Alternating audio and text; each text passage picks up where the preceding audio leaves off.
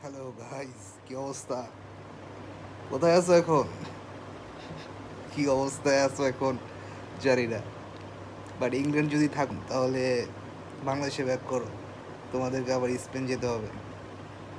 তোমাদের জার্নি অনেক, তোমাদের স্যালুট ভাই জার্নি অনেক। স্যালুট।